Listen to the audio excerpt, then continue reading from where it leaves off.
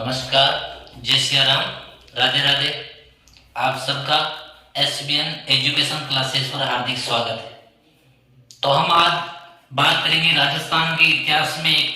हमारा टॉपिक है उत्तराधिकार संघर्ष के बारे। टॉपिक है क्या? उत्तराधिकार संघर्ष। तो उत्तराधिकार संघर्ष क्यों हुआ और कहां किस किस रियासत में उत्तराधिकार संघर्ष हुआ, उसके बारे में हम बात करेंगे। तो सबसे पहले हम उत्तराधिकार संघर्ष के बारे में बात करेंगे, जयपुर के बारे में। तो जयपुर उत्तराधिकार संघर्ष।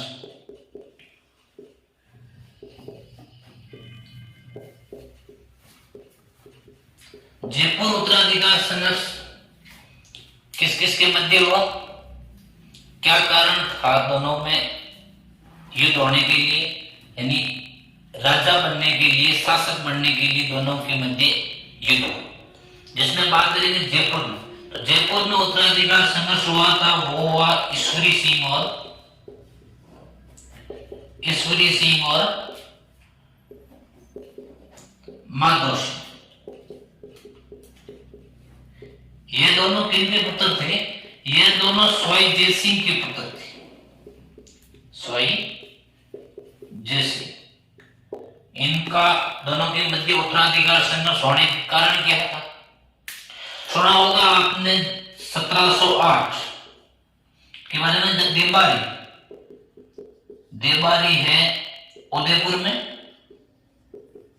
देबारी उदयपुर में है, जहां देबारी में 1708 में देबारी समझौता हुआ। देबारी समझौता हुआ। यस, देबारी समझौता में 1708 में यह निश्चय किया, जिसमें देबारी समझौता में भाग लेने वाले जोधपुर के अजीत सिंह थे, जोधपुर के अजीत सिंह, जयपुर के जय सिंह, और जो मेवाड़ के थे वो थे अमर सिंह सेकंड, अमर सिंह द्वितीय। ये तीन शासकों के मध्य देबारी समझौता हुआ, जिसमें यह निश्चित हुआ कि अमर सिंह द्वितीय की पुत्री थी चंद्रकुमार।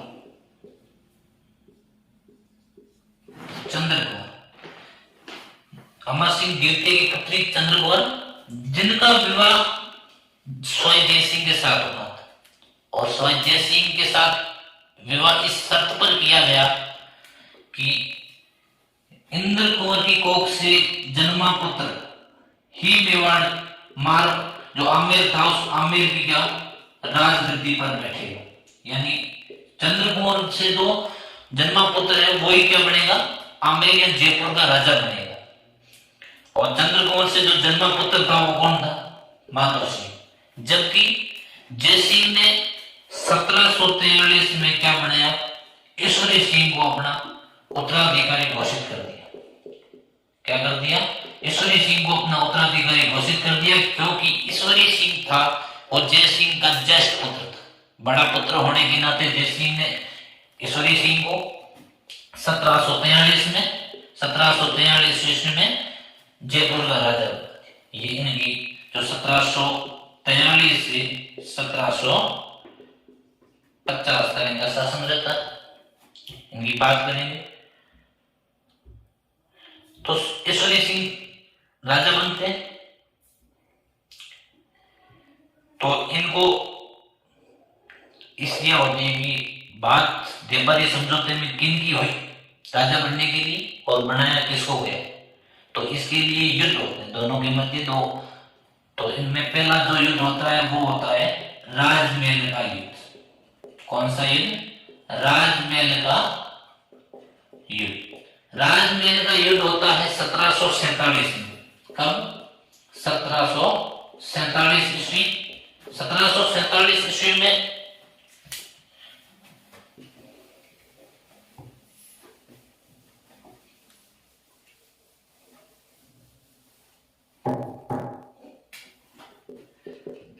राजमहल का युद्ध 1747 ईस्वी। यह युद्ध होता है ईश्वरी सिंह वर्सेस माधव सिंह।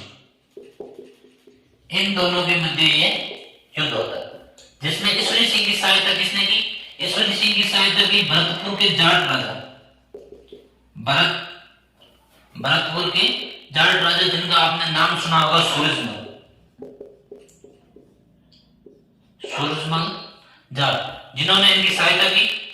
और जो माधो सिंह की सहायता की थी वो की थी मेवाड़ के शासन में,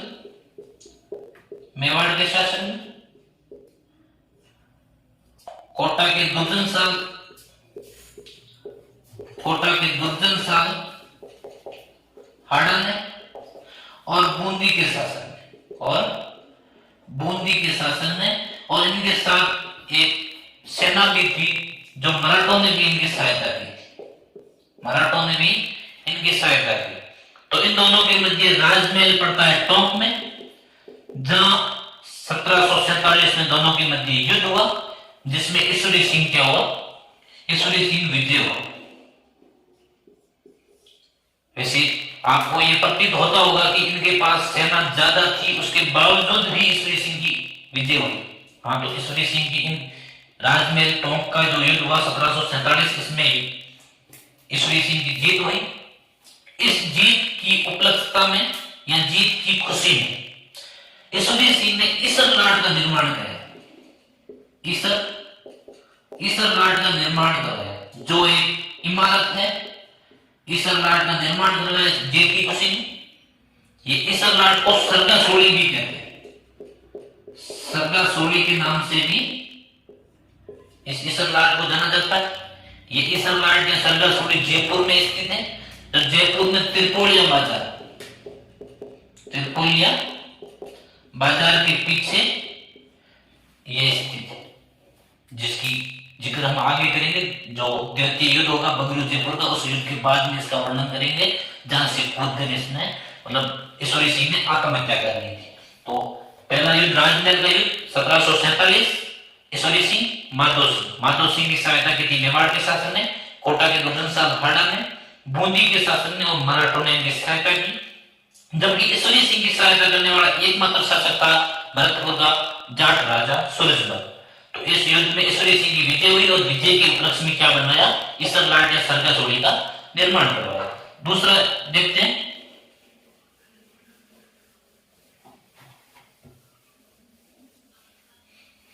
इन दोनों के मध्य दूसरा युद्ध हुआ था, जिनका नाम था बगरू का युद्ध।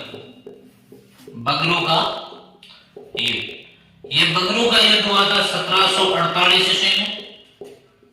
1748 ईस्वी में जो बगरू है वो जयपुर में है। दोनों के मध्य युद्ध हुआ। ईश्वरी सिंह वर्सेस माधो सिंह, दोनों भाइयों के मध्य युद्ध हुआ फिर से, जिसमें ईश्वरी सिंह की सहायता मैंने पहले ही बताया था किसने की? सूरजमल ने। इनकी सहायता की थी मेवाड़ शासक, बूंदी शासक और कोटा शासक। इनके शासक मराठों ने भी इनकी सहायता की। इस युद्ध में ईश्वरी सिंह क्या हुई? पराजय हुई, और माधो सिंह की क्या होगी? विजय होगी। माधो सिंह इस युद्ध में जीत गया, और इस युद्ध में माधो सिंह की जीत के बाद ईश्वरी सिंह ने 5 परगने, कितने? 5 परगने किसको दे दिए? माधो सिंह को दे दिए। और जो मराठे थे, उन मराठों ने ईश्वरी सिंह से युद्ध हर्जाना मांगा। युद्ध हर्जाना क्या होता है? जब कोई सेना युद्ध में हार जाती है, तो उस हार के एवज में, युद्ध हारने के एवज में जो लिया जाने वाला कर है, वो युद्ध हर्जाना होता है। तो ईश्वरी सिंह की एक तो हार होगी, दूसरी तरफ मराठों ने हर्जाना मांगा। इस हर्जाने से या इस कर से परेशान होकर ईश्वरी सिंह ने क्या किया?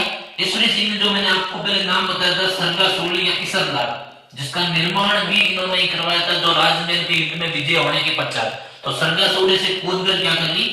कूदकर आत्महत्या कर ली। हत्या कर ली। ठीक है, फिर माधो सिंह राजा बन जाता और मराठे थे, ये भी माधो सिंह से कर की मांग करते कि जो आपका भाई था ईश्वरी सिंह, वो कर देने में वंचित था या कर नहीं दे पाया, तो कर आपको अदा करना पड़ेगा। इन्होंने भी मना कर दिया। फिर इसकी कहानी जो आगे बड़ी है, लंबी है, जिसको हम जयपुर का इतिहास या आमेर का इतिहास पढ़ेंगे उसमें इसकी जानकारी लेंगे। पर इनके दोनों के संबंध में, ईश्वरी सिंह और माधो सिंह दोनों के संबंध में एक लाइन भी बोली जाती है कि माधो सिंह ने ईश्वरी सिंह से आधा राज्य मांगा, पर ईश्वरी सिंह ने मना कर दिया निर्णय से। तो इसके लिए लाइन आती है, माधो मांगे आधो पर ईश्वर देवेंगी पाव। महादेव ईश्वर की मर्जी चाले तो पूरे पर अधिकार, यानी माधो सिंह है वो ईश्वरी सिंह से आधा राज्य मांग रहा है, पर ईश्वरी सिंह क्या करना है, मना कर रहा है देने से। अगर ईश्वर सिंह की अगर मर्जी चाले तो मतलब पूरे साम्राज्य पर इसी का ही अधिकार रहता है। माधो सिंह को किसी भी प्रकार का कोई राज्य में बंटवारा नहीं करेगा। फिर माधो सिंह राजा बन जाते हैं, जिसका 1768 तक इसका माधो सिंह का राज रहता है। तो आज जयपुर उत्तराधिकारी संघर्ष में हमने सर्वप्रथम देखा कि दोनों के मध्य किस प्रकार से संघर्ष हुआ, ईश्वरी सिंह और माधो सिंह। इन्हें सबसे पहले बात की देबारी समझौते की। देबारी समझौता 1708 ईस्वी, जिसमें अमर सिंह सेकंड, अजीत सिंह मारवाड़िया जोधपुर का शासक और मेवाड़ का जय सिंह, जिन तीनों के मध्य जो देबारी समझौता हुआ, और यह तय किया गया कि अमर सिंह सेकंड की पुत्री चंद्र कुमार का विवाह अजीत सिंह से होगा और चंद्र कुमार की कोख से जन्मा बच्चा क्या बनेगा, जयपुर का राजा बनेगा। पर ऐसा नहीं हुआ। जय सिंह की जैसे ही मृत्यु हुई उसके पश्चात जय सिंह ने ये पहले ही घोषणा कर दी कि मेरा ज्येष्ठ पुत्र ही क्या बनेगा, राजा बनेगा।